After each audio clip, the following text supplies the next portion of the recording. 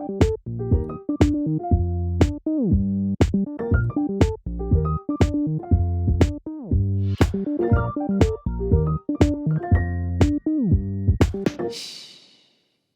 Nobody's listening, right?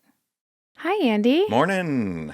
Morning. It is early morning. Earliest we've ever taped, I think. I must just said welcome to Totally Married.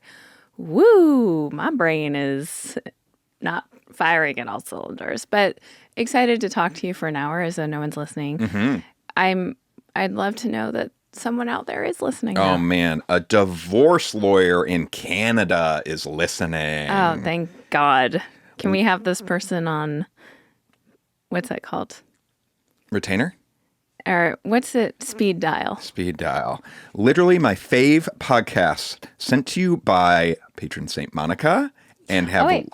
Oh, we forgot to put batteries in. Darn it. I tell you, we need to invest in rechargeable batteries or something is how much we use that thing. Right. In the kitchen, in the bedroom. Okay. I've said it once, I'll say it again. And have listened to each episode multiple times. Wow. You're my anxiety-riddled mind's podcast version of The Office. I can re-listen many times and love it each time. Eat your heart out, Greg Daniels.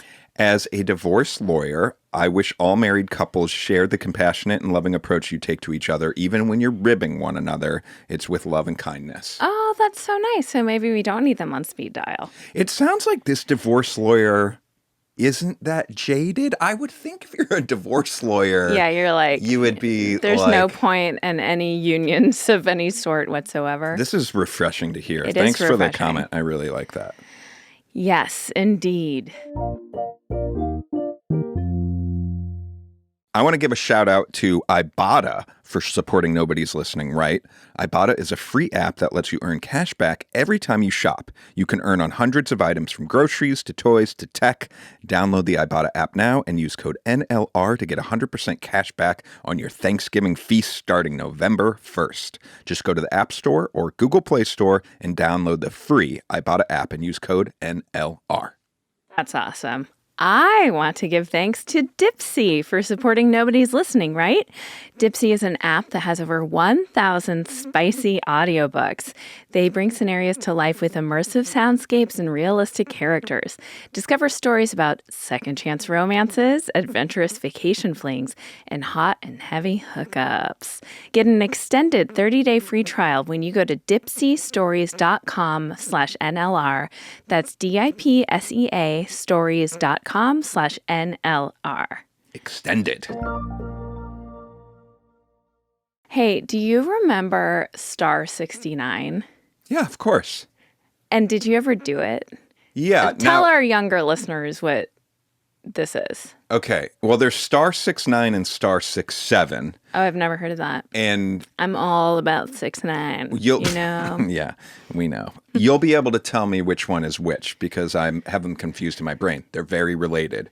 One of them, I believe star 69, if someone called you back in the day on your phone to find out who called you, you pick up the phone, you hit star 69, and then like a voice would tell you the number that had called. Star 67 is something you would dial before you called the number so it couldn't be traced by star 69. Oh, you're so devious. The fact that you even know that. Like, why would you have reason to make untraceable calls? Because we did prank calls growing up. Oh, okay. This is back when we had, like, home phones. Mm-hmm. I don't think it ever worked on cellular telephones. No, this was a landline situation. I think you're right there. And so... remind me, if someone called me and I was like, who was that calling? Even if, let's say someone called and I didn't even answer. Yeah, I think it's the last call. So I then pick up my phone and press star 69 and find out what the phone number was who was calling if me. They were listed. Now, there were people, Unlisted. back in the day, you could be unlisted. I feel like, and then most people these days are unlisted. What a flex to be unlisted. Back in the day. I think most people are not unlisted because doesn't unlisted, mean that if you're calling someone, your number is not coming up? There's no list anymore, first of all. You're Well, talking about like the yellow pages. I'm talking about the yellow pages or the white pages, which was for residential people, right? So everyone would be in the white pages. And if you were unlisted, that means your number wasn't in the database. I think these days, a lot of people opt out of being listed in a new sense of that term, sort of. Yes. But you're talking about like your number coming up on someone's phone. Yeah, I can feel this is slowly moving it's already gone down 2 inches. Well, that'll happen sometimes. Okay. And I'll you pull know, this microphone back up. told you that so many times. It's normal. It's so And annoying. it's so annoying that you're constantly criticizing it. Okay. Okay. This is about the microphone falling. It's not about whatever. Okay, it's about the. Ugh. Okay, so I was thinking about this last night because our son had his first like hang out and FaceTime a friend thing. Oh, okay, they were FaceTiming. Yes, and he was pulling out all of his Pokemon cards. It was very cute. But also, I heard about this. I think on the way to school, actually. oh really? Yeah, I'm curious what you're gonna say. Well, also I went in and I like the door was closed and I was like, what is happening? So I opened the door and I was like, let's keep the door open because I just don't know why on earth. I mean, I guess he just wants privacy, Yeah. but I'm like, we're not there yet. But I was thinking about it because they were going on and I finally came in and I said, okay, buddy, time to wrap it up. And he was so annoyed. And I was thinking back to when we were kids, teenagers, and it must have been so annoying because it was like the landline. So that meant no calls could come in, no calls could, like, the adults couldn't use the phone if they needed to. Well, that was why when I was a kid. Well, I had an older brother, so this really helped me out. And he was 9 years older than me. I still have him, and Okay. and we had a second line just for us, which was awesome. Also, though, some people that didn't have a second line, we were around for the dawn of call waiting, which I don't know if you remember. Boop, boop. People were so anti-call waiting. Oh, I don't remember it was like the if you- anti-call waiting Yeah, if you had movement. call waiting, you were kind of a piece of shit to like, okay, you're putting me on hold to see who else is calling. Like there was an etiquette backlash. I recall my parents talking about it. Like, ugh. But then eventually they caved and they got it too. You all, Everybody caves with technology. change is hard, but it always evolves, and then you get there. Look at this. What am I to do with this? Change is hard. Okay, just pull it up a little bit. I've done this I'm already. going to crank it. Let me crank it. Okay. Let me Okay. crank it. Give me a second to crank it. Oh, okay, I cranked it. Okay. That looks hard. That looks good. What Christmas of yours Hold did you on. get? Hang on. Okay. Did you get your own what's it called? Answering machine with its own cassette that you could record and it would be connected. So this is when people started getting multiple lines in the house, even though it still occupied one line. So even if you were on the phone on your line, it's like the house phone is useless, right? I stopped listening, actually. I totally just zoned out there. K. But yes, I think you're right. I don't know if You don't know what I said. I don't. I wonder if. We need that. Why do you think it's for Christmas? Do you think that divorce lawyer has any opinions about what just happened? They're based in Canada, so it's irrelevant. Okay.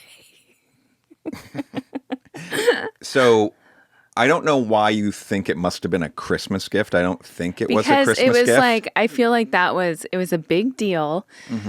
It was one of the few, being children of the 80s, it was one of the first times where the gift, I think, had to do with an experience and a thing. So it was like, you're also getting a phone line. Now, that probably cost all of, I don't know, $20 or something. But What cost $20? getting your own line. I think it was a lot more than you expected. And answering machines around that time were about $100, which back then was a lot. So that's why I said Christmas. Well, you asshole. Okay, listen. In my house, we didn't get it for Christmas, but I do recall the very first answering machine we got on our line. It was a Sony machine, and I can remember back in the day at do they still have department stores? Yeah, like Macy's or Dillard's. Love Dillard's. Saks. But there was a store called Famous and Bar in St. Louis, or Famous Bar. Famous Bar. But those stores also had like a technology section in them back in the day. I don't think a lot of them do anymore. But there was like the TV section, phone answering machine. It's like Best Buy.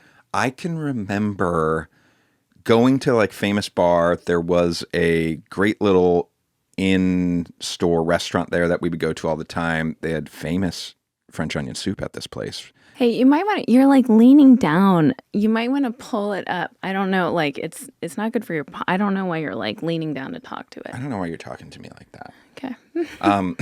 And so you just totally distracted me French from this onion whole soup. story. I think we had taken a detour to the in-store restaurant to have some French onion soup. Oh, but so my parents we would be at soup. the French onion soup, and my parents, while we were like waiting for the food, they'd be like, "Oh, go do whatever you want." And so I would go to the tech area and look at these answering machines. So I coveted it for a while. I can see them. They had like a little wood paneling on it. No wood paneling. Those were a Panasonics that you're talking about. I loved that one. And I would record and re-record my outgoing message. The one that we've had, well, it's perfect because this is the day after Halloween. So Christmas is here. And it's, we wish you a Merry Christmas. It's You've told this like 30 times. We wish you a Merry Christmas. We wish you a Merry Christmas, but the Lames are not home. So please leave your name at the sound of the tone. We will get back to you as soon as we're home. So home and home. Not perfect. I have some notes. Home and home or tone and home? We will get back. Phone, home, tone. Phone, home, tone.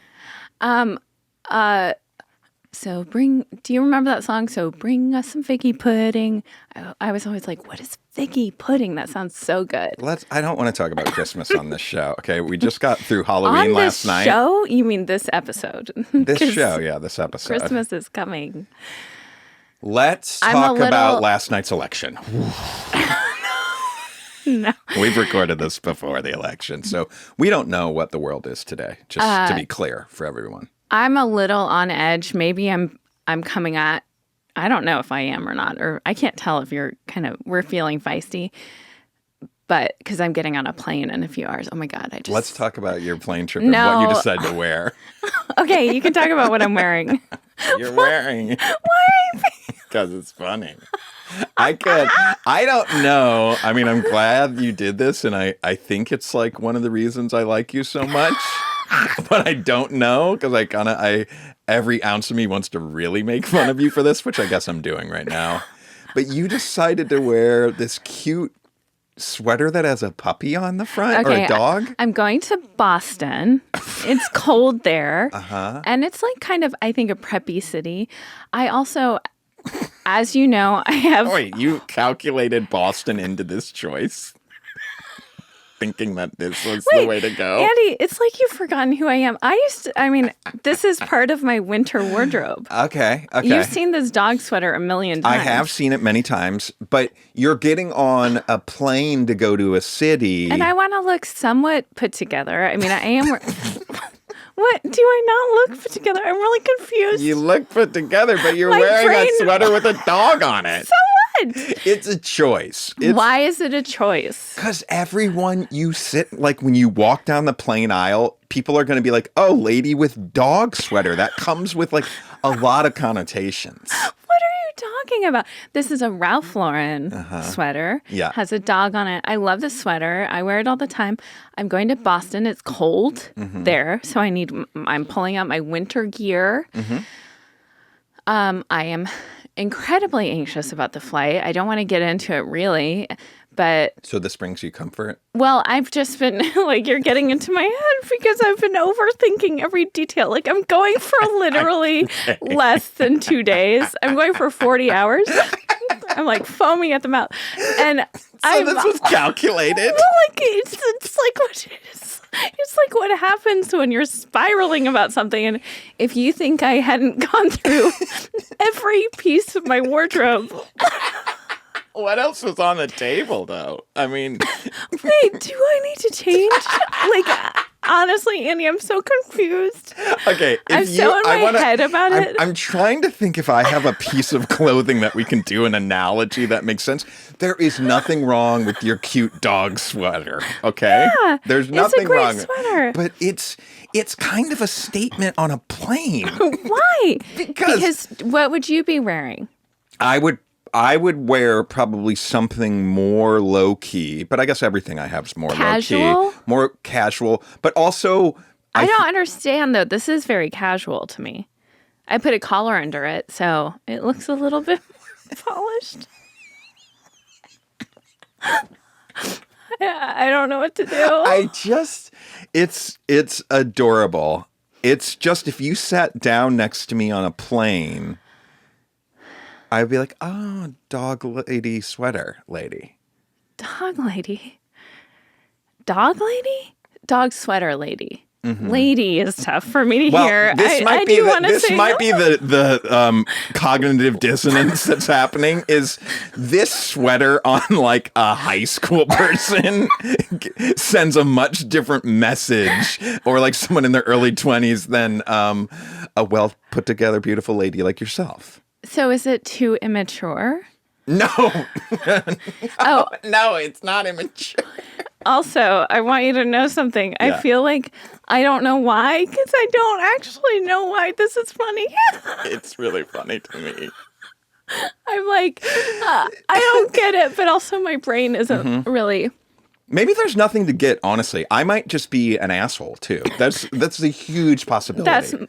I'm going to lean into that. I think that's the most likely situation because I've overthought everything. I mean, I packed like I'm going on an African safari for 2 weeks. I'm bringing I am just bringing a carry-on, but I'm bringing like my noise canceling headphones, my neck thing, like my eye. Hold on.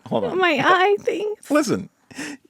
That's what everybody brings on a plane. You're not overthinking. Oh, okay. You're saying I brought my noise-canceling headphones, and what was the second thing?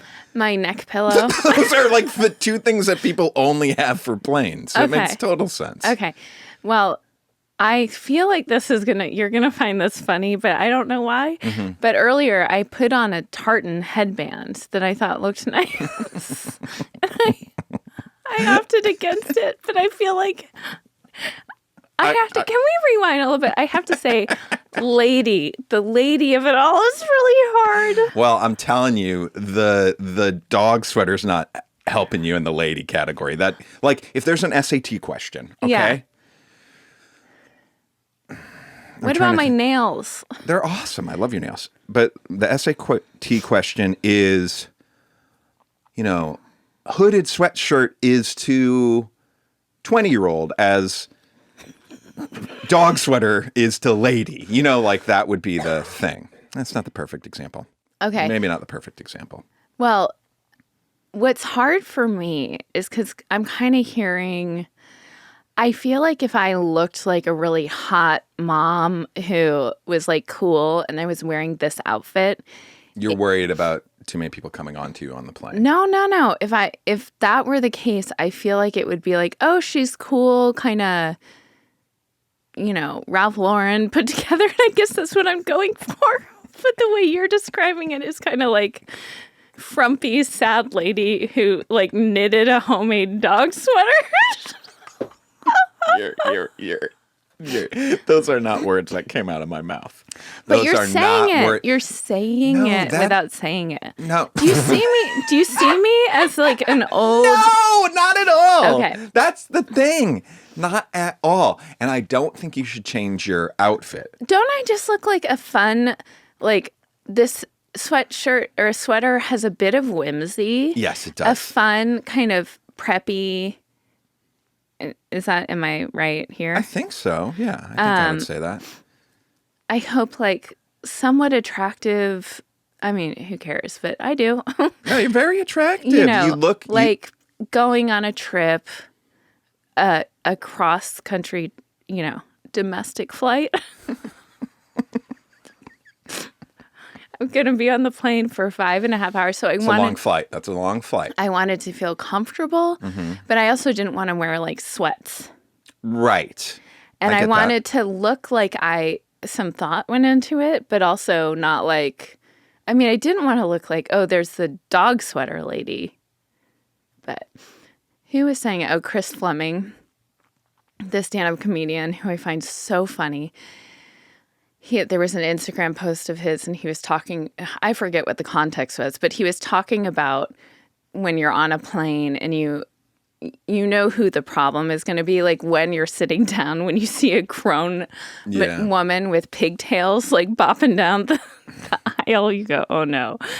If there is to be some sort of like ruckus on this flight, it's coming from her.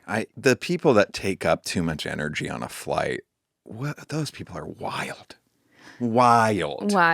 Entitled. Well, let's not talk about it because that just made me really anxious. Just annoying people on the flight? Yeah. Give them like a good, funny distraction. Usually a good story comes out of it. Okay. You know. I don't like it. So. Sorry. It's okay. We can move on. Just to put this to bed, though. You look very nice. You look very beautiful. It's just, I wouldn't be surprised if, your neighbor on the plane asked you about dogs or something. How dare you call me a lady, by the way.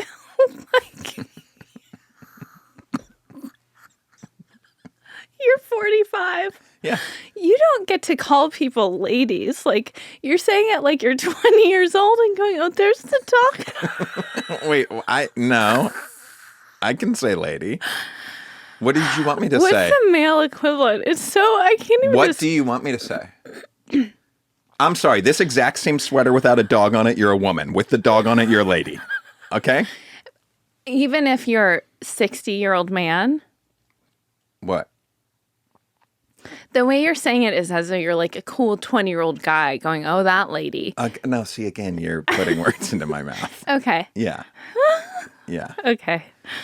Well, cool. Okay. You gonna get any snacks in the plane concierge? I actually am getting very anxious. I'm sorry. I was trying to like distract you with like the mundane parts of the flights of going into what's the news store called? It starts with an H. You know Harper News? Hudson News. Hudson News. Are you gonna get a magazine? Andy. Wait, we might have to pause. Okay, I'm so sorry. Okay. You're nervous. You just don't like flying. Not a good flyer. You might need to get me a tissue. Look at us, though. We're both flying in within a week of each other. I'm Did you hear me? Soon too. Get you a tissue. I thought you said I might have to get you a tissue. I don't act on might. I'm pretty lazy. Okay. Well, Do you want me to get you a tissue? Yes. We want to give a big shout out to IBOTTA. Grocery bills can really add up this time of year. You got Thanksgiving coming up and all the other fun holidays. Well, you don't need to stress about food shopping when you use IBOTTA because you can earn cash back on all of the things that you were already going to buy. This month, IBOTTA is giving new users 100% cash back on all of your Thanksgiving feast. Just add the offers in the app to redeem for everything you need to make your Thanksgiving feast complete. All you have to do is shop at your favorite retailers and upload your receipt. I can vouch for this. When you open the IBOTTA app, it has every grocery store imaginable. So wherever you shop, it's going to be in there. Other apps, they give you points that don't really do anything. You're just collecting points. With IBOTTA, you really get the cash back. You can cash it out to your bank account, PayPal, or even gift cards. Download the IBOTTA app now and use code NLR to get 100% cash back on your Thanksgiving feast, starting November 1st. Go to the App Store or Google Play Store and download the free IBOTTA app and use code NLR. That's IBOTTA in the Google Play or App Store. Don't forget to use code NLR. Want to give big thanks to our sponsor this week, DIPSEA. So be honest, is there a spicy scene in a movie, TV show, or book that you return to again and again? For me, I have to say it's several scenes from Stealing Home, classic. That is what I would constantly return to until I found DIPSEA. Dipsea is created by women for women, and whether you're looking for rugged cowboy, Scottish sailor, fey royalty, god of the underworld, or historical, dark, sports, western, romantasy, anything that you could want and more. I love Dipsea so much. New chapters are released every single week, so you always find something new to enjoy. And when you find your thing there, it's very easy to stay tuned. I also love Dipsea because it feels very classy and it feels so well produced and so well done. The actors are incredible. It truly transports you to a different place. And so for listeners of the show, Dipsea is offering an extended 30-day free trial when you go to dipseastories.com/NLR. That's 30 days of full access for free when you go to DIPSEAstories.com/NLR. That's dipseastories.com/NLR. Well, I wanted to talk about paper. Okay. Paper towels. Speaking of The Office. Pads of paper. Dunder Mifflin. I was thinking about paper the other day because I like a pad of paper. You know, lately I go to this art store, Blick, because I like what's the brand name? Rhodia. They're a French pad of paper. Ooh la la. I just love how it feels to write on them. And every day during work, I put little notes on them. But, you know, I'm going to get a new pad of paper once every couple months. Mm-hmm. And I'm also a digital guy, so I'm thinking, you know, do I have to be using the paper? But I like it, right? Yeah. We use a lot of paper towels in our house. A lot. I really don't want to put that out there. It's an embarrassment to me. It's such you're just opening the floodgates to a million comments of like, it's so easy. Just have a basket next to the sink with we do use some hand towels. You know, we have hand towels and we use them. But for like cleaning up spills and wet stuff, usually it's paper towels. Well, you know what we need to look into, because the paper towels we just got, the like Costco ones, say they're compostable. Uh-huh. As long as you're not using chemicals on them. Uh-huh. So if there's food on them, great. We should maybe start composting them. I don't know if we're allowed to in our compost to throw paper towels. We should see, but that would be helpful. Yes. But I was wondering about how bad is this? Yeah. And also toilet paper, right? Mm-hmm. So I was thinking, like, how much is one paper towel of, like, what is that of a tree? Right. Do you have any guesses of how many sheets of paper a tree can produce? Paper towels? Let's talk about sheets of paper, because I don't know if it's paper towels or sheets of paper. Okay. I bet it's similar-ish. I have no idea. No idea. No guesses. No guesses.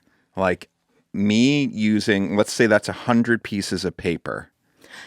I don't know. I need you to guess.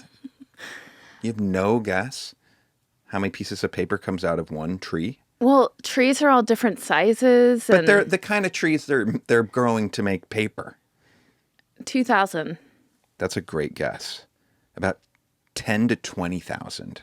Okay. So the other thing is, you know, we are cutting down a lot of trees because of all this paper that we use. Terrible. But we also are planting tons of trees. Like, the industry itself of paper isn't quite as bad as so many of the other polluting. It needs to be more sustainable. Because it is important that we keep making the trees, which helps the environment. Right. So that was a little comforting to me. The difference is like the Amazon rainforest that's being I think now it's slowing down, hopefully, because I don't know what I'm talking about. But, you know, places that are being just demolished for industries that really contribute to climate change, like the, you know, meat industry, oil, those industries that are like really terrible for the planet. When you're taking away, you know, millions of acres of rainforest for that, that's like a different situation. Now, I do want to say, you know, I'm a little bit defensive about the paper towel thing because we have tried before. I've tried multiple times to find the right, like, thing. I thought about this because yesterday I got a Wirecutter New York Times email. We tested all the best Swedish towels, which are those things. Yes. here's the thing is every family has to like do what's right for them. And I have friends who have like the basket piled with hand towels that they every night do a load of laundry to wash and whatever. And I really admire that. But you have to like pick your battles. And in our family, because you're such a germaphobe, there's something about the disposability, unfortunately. And it would be great if we could compost them. My use of paper towels has nothing to do with my germophobia in our house. But I think that it would be much harder for you to adapt to the Swedish towel system where you're like using it and then rinsing it and then letting it dry. The way like we don't really use sponges. We aren't a sponge family at all. We use, scrubby brushes and stuff. But this is to say there are lots of other ways that I think that we lower our carbon footprint, that we make a point to. Us personally? Well, I mean, I don't mean to put a halo over my head or anything, but I haven't eaten meat since I was 6. Mm-hmm. That's a huge, huge, huge thing. Like if you're going to compare my carbon footprint to other people's, You could be drying off every night with a roll of paper towels, and it probably, you're not eating meat way outweighs that at the end of your life. I think so. Now, this got me to recycling, though. Okay. Because what does recycling make a difference? Because sometimes you and I get pretty jaded about that. And we also lived through a time in Los Angeles about, was it 5 or 10 years ago, where it was like a pretty known thing that like LA just wasn't recycling stuff. Or they're and whatnot. shipping it off to China and I don't know. But that has changed. So we can't make those statements, I don't think, anymore. But I was wondering, does it make a difference? And it does. Let me hit you with some facts.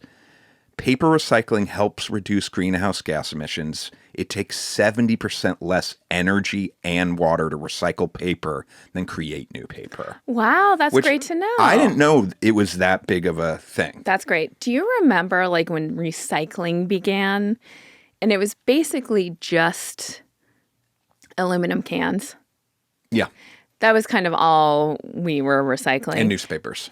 Oh, and newspapers. But do you remember that that machine where you crunched the can? Oh, yeah, the can cruncher. Love a can cruncher. And the point of that was what? To like have it take up less space? Like why were we conditioned to have to crush the can? That's a great question. Noticed you still do it. You still squeeze the can and like in the middle of it and kind of crush it a little bit. That might just be me. Like when I go to make sure it's empty in the sink, I give it a little squeeze to get everything out. But that's different than the can crunch. I don't know why the can crunch. Maybe that's a great question. Those things were fun, though. They were fun. I never had a can cruncher. You didn't? You seem like a family. I think we did. That would have a can cruncher. I'm pretty sure. I don't know. Yeah. I don't really remember. This was the thing that I wanted to say. There is an interesting worry, though, that people say recycling is the way to go, but we have to keep our eye on the more and more we recycle, the less trees we're planting. So we got to make sure we're still planting the trees to keep it all going. What did I saw some story about like a small town. Small town America has been really hit hard in the past couple decades as like Walmarts have come in and Main Street America has pretty much died. But there was something about some town like that where Main Street, they put resources towards putting a divider in the middle of the street and planting trees and like basically greenifying this Main Street, which made it like so much more appealing and significantly cooler and all of this stuff. And I was thinking, that is so neat. Yeah, that is neat. I can remember in our neighborhood, this is a while ago, but they did like a little refresh on one of the streets of like plants in the middle. Do you remember that? Mm-mm. And it makes a difference. People notice it. And it's, when you get a fresh coat of paint, you respect the space a little bit more. Does that make you think about, capitalism? I feel like I've been a little bit conditioned, and I obviously studied economics and got my degree in economics. Mm-hmm. I think I've been conditioned a little bit hardcore in the American way of like bottom line. This is so weird because whose bottom line? What the fuck do I care? But bottom line matters way more than aesthetic.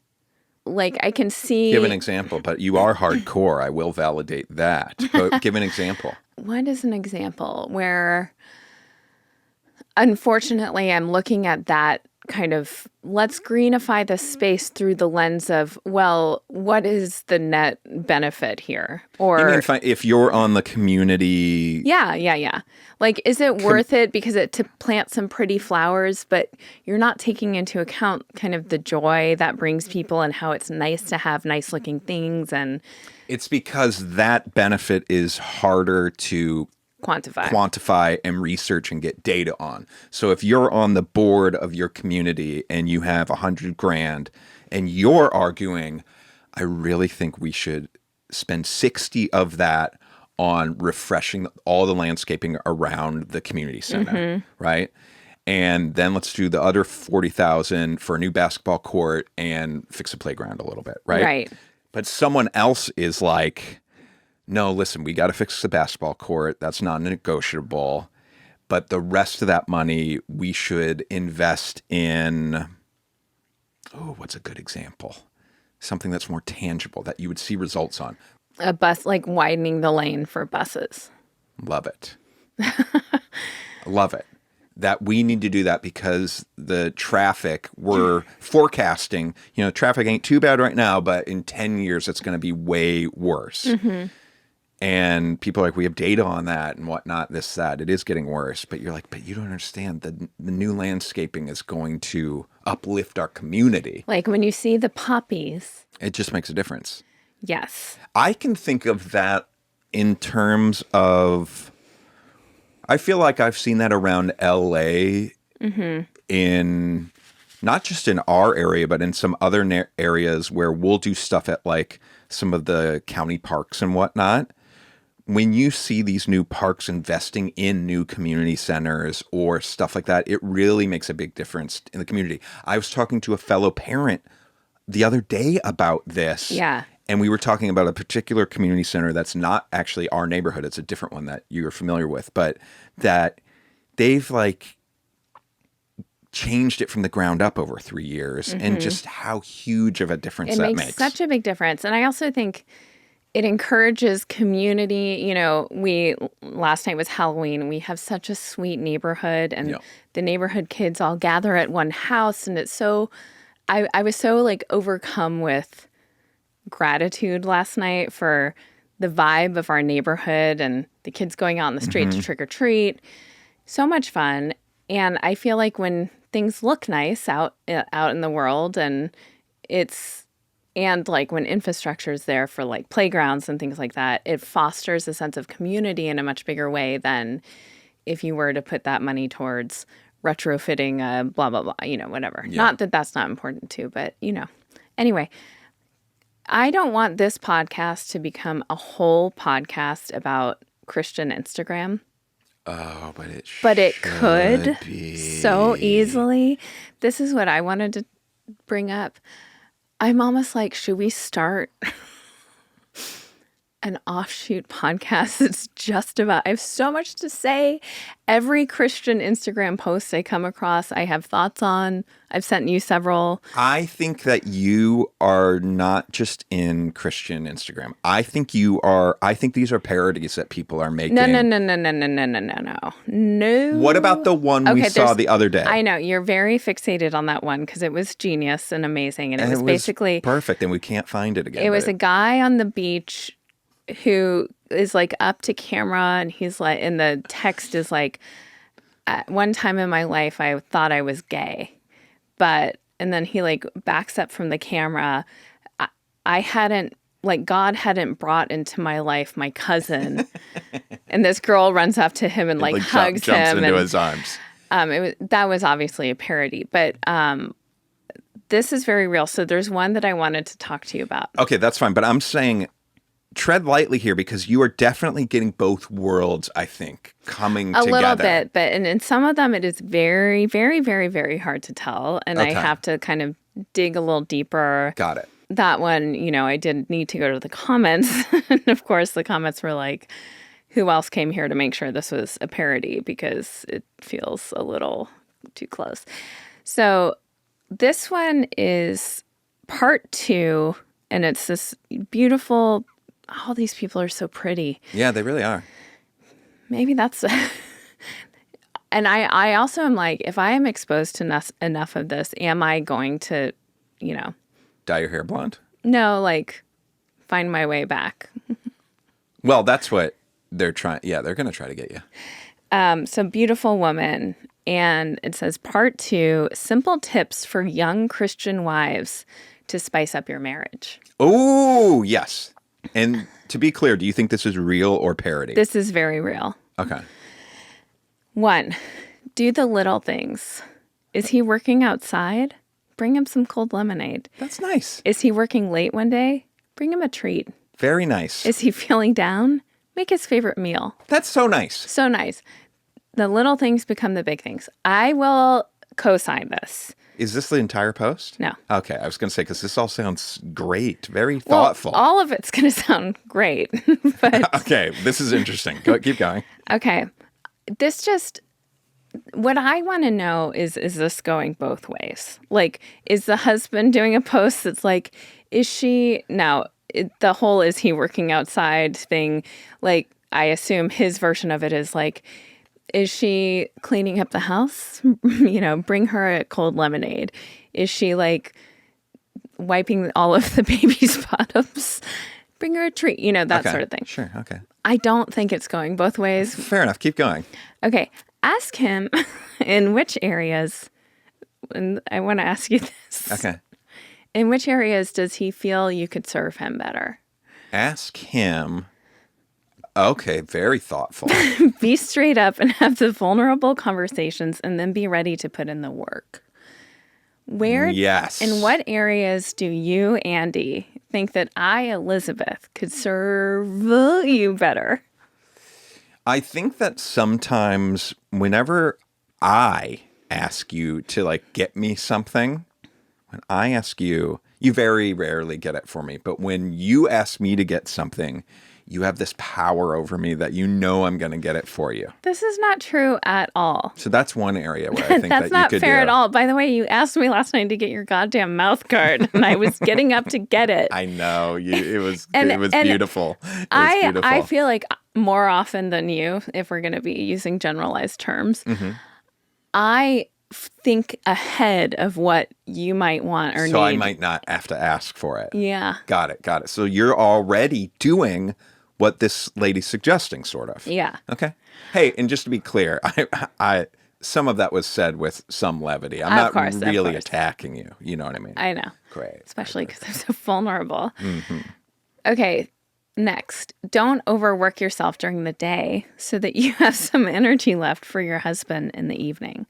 And is that a euphemism, in the evening? I think so, but also I think it's more of the hi, honey, here's your Serving. whiskey. Yeah. Dinner's prepared. And how was your day? And your clothes are all folded. Your house is lovely to come home to. Let's engage in stimulating conversation for you. Right. I'm going to put the children to bed, and then, yes, we'll have sex. Love it. Okay, speaking of sex, obey the Holy Spirit. There will be times when you feel led to do certain things for your husband or have vulnerable conversations. Oftentimes, that's the Holy Spirit leading us. What does that have to do with sex? I'm just kidding. Okay. Last but not least, pray. Pray so hard. Pray for his work, his faith, for his happiness. Pray for everything. Cover him head to toe in prayer. I do appreciate that. Oh my God. Wait, what the fuck is happening right now? Of all the things, that's the one that all of this is pretty harmless. I understand as a woman, you can zoom out and be like, his post isn't the same. And I know you can. It's hard to say, how can I serve you better? I get it. It's hard to see, store up your energy. Don't put any energy towards the shit you need to do. Forget about a career, because you need to make sure your energy is reserved for him. Now, if this were a couples therapist saying this to two people in a couple, and it's like, hey, listen, it sounds like by the time you both get home, this is very true for us. By the end of the day, you're zoinked. Yeah. And you're like, this is the time you have to connect with each other. And by that point, you've got nothing in the tank. Yeah. maybe find other ways to like pace yourself more. Yeah. But when it's, here's how you can serve your husband better, it's tough. This, I understand, especially from a feminist lens, especially how this is wrong, right? Well, it's not wrong. It's just. But this seems like so light on that scale. Like comparing this to something like a trad wife influencer and what that kind of this is very message real. is conveying. This is, I mean, I didn't search for the most outrageous. This just came up and I thought it would be a fun thing to talk about. I think all the messaging in it is pretty great advice, sort of. So the prayer thing, now this is where I'm getting a little sucked in. This is what's so great. Okay, go on. I used to pray a lot. I used to do the rosary. I have like a prayer book, Miracles of Medjugorje prayer book, like that the pages are worn. That's from when I was a teenager. And so prayer was a big part of my life, but it was more like Catholic prayer where it's kind of like set things that you're saying. Okay. But there was a Christian post and it was a teacher. Oh, this is just you're gonna become super Christian. This is what I'm witnessing right now. Well, this is why we should start a podcast about it to document my slow descent into the pit of Christianity. So the thing that did speak to me, so I'm both find this very problematic. I think having Christianity in our schools is unbelievably problematic unless it's a Christian school, obviously. But to have our public schools in any way, shape, or form connected to Christianity is even the under God part of the Pledge of Allegiance is tough. And I think it alienates other kids. It feeds into discrimination, all of this stuff. But there was a teacher who posted a thing of her going around to like 3 different desks before the kids are there. So she gets there early in the morning and she goes and prays over the desks of the kids who have anxiety. And I have to say, I was like very moved by this. She's going to each 3 different desks in her classroom. So you're like, these are kids who she has pinpointed to have anxiety.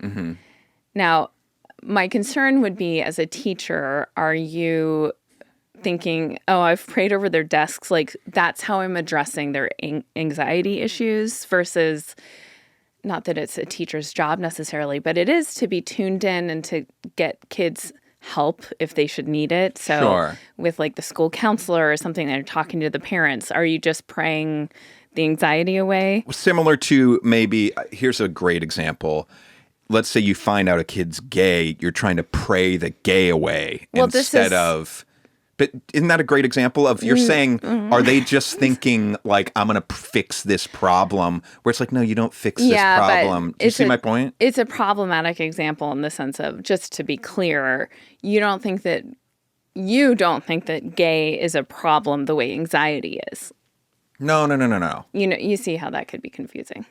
But I'm saying that Christian people do try to pray the gay away. Well, yeah. I mean, I think it's Christians pray for everything, literally everything, and that's how they're addressing things. And so here's where I'm like, I do believe in some of that. Like, I believe in when you put energy towards something, I believe that it makes some sort of difference. Like, I believe that when you're putting it out there, so if you're setting aside 10 minutes every night to like, for me to pray for you, I'm praying for you up and down and left and right and like wanting peace for you and, hoping that you find Jesus finally. Right. I think that actually has effect. Now, is it because I'm making it a priority and it's like in my mind and so I'm like subtly shaping things? You know what I mean? Maybe. Yeah. But I also think, when people get like horrible diagnoses or something, they're like, we would love your thoughts and prayers. I think there's something to that, but also it doesn't always work out in your favor. You could have the whole world praying for someone. It doesn't mean it's, Maybe even better example than the one I gave. A religious person doesn't believe in science medicine and is just going to pray for the thing to get better instead of ignoring all the other stuff, right? Yeah. That Now, can be problematic. very. Like, that's kind of what you were trying to say, right? With the anxiety. Like, I hope the teacher isn't just preying on this in one and done. She's not actually finding out what the kids' actual needs are, finding out who they are, what's causing this. She's just praying it away, right? Yeah. Is that Well, the listen, distinction? it's I was very moved by it in the sense that like she is in touch with her students to know these 3 students have anxiety. I even think anxiety as an idea to me is kind of like it's progressive Christianity to pinpoint that as a real thing. Yeah. You know, I often think that, at least in my Catholic upbringings, like anxiety and mental health issues overall were generally dismissed, and you just ignored them or hid them or whatever. So I was impressed by that. I was impressed that she took the time. I'm like, I think that that's effective and beautiful, as long as she is also doing the rest of the work, like we're saying. Sure. Yeah. Anyway. It's so interesting. I'm so much more intrigued by the parody land of this on Instagram and also the ethics of that. I'm also interested in the non-parody land and what are the ethics of trolling those people, right? Because many of these posts, we spoke of one last week of the, it's like the good-looking guy that's, what was the post? Girl, you're a daughter of God. You're not just a girl. You're not just a girl. When she says she's a girl and like doesn't realize she's just a girl and doesn't realize she's a daughter of God. And you go to the comments and they're all just lighting this guy on fire, basically. Not actually. A lot. I would more than half. Okay, of them. that one, yes, yes. But so my question is now. I think that's funny. I think those comments are funny, but it's also like it's not very nice. Like that you're doing that to this guy, And I'm trying to like turn the tables to imagine someone doing that to us, and. I can think of some of our bigger viral videos, like the cooking ones, where there might be people dunking on us, and like we don't give a. It's always me. Fuck. I feel like it's most often me that they're dunking on. But like you don't care. Like, I don't care. Wouldn't care. But so does this guy, this Christian guy, that's getting these reels are blowing up. They're getting, thousands and thousands of views. Yeah.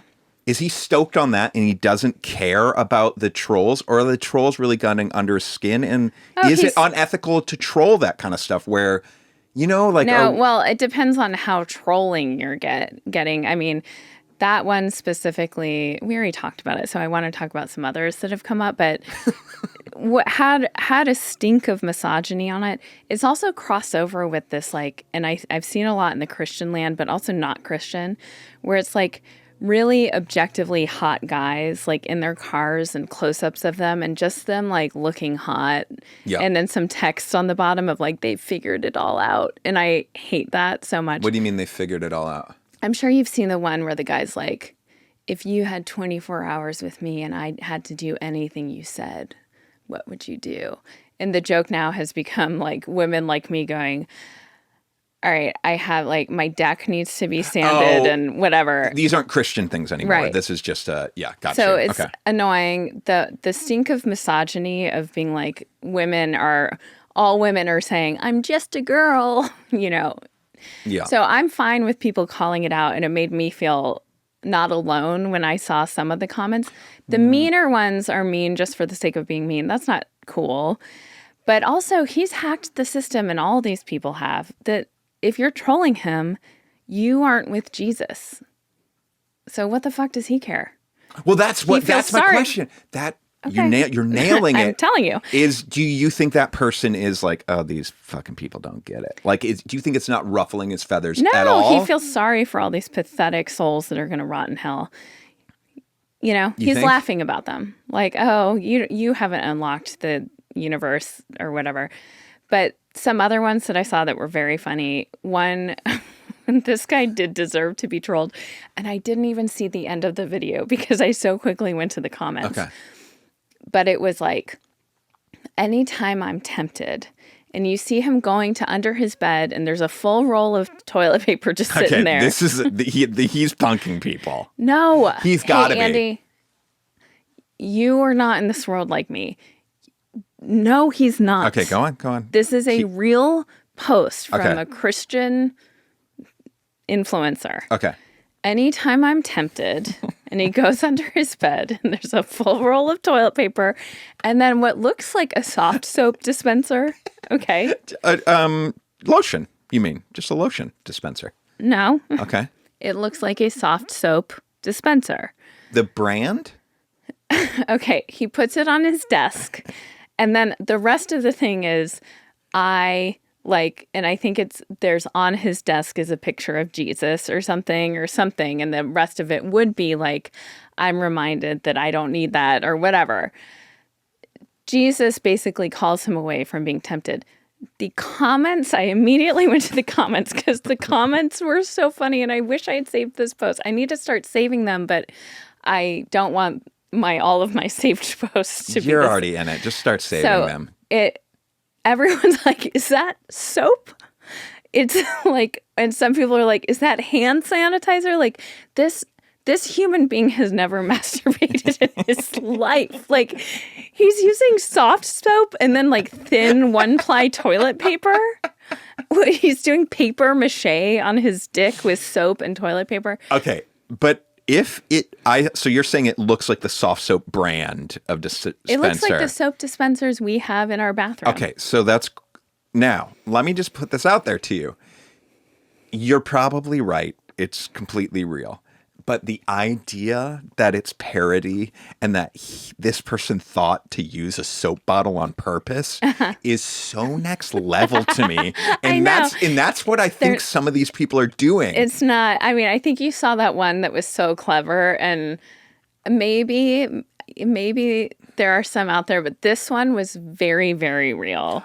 Okay, now this is where I want to get back to the ethics. Okay. Can we just for a moment do a thought exercise that this jack-off Christian post was real or not, was parody? Okay, that the person behind it is a brilliant performance artist. Okay. Yeah.